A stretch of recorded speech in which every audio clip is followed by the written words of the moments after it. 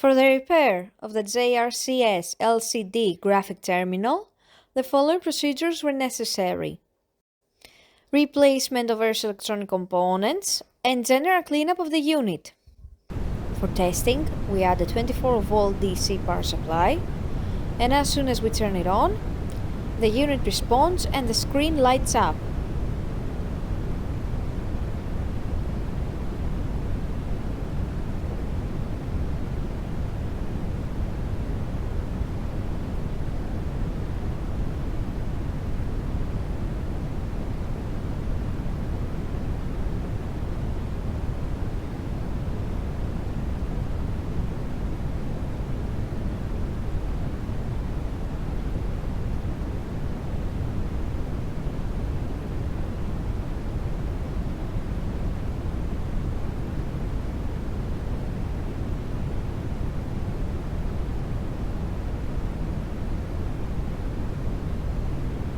No further testing is possible due to lack of additional units.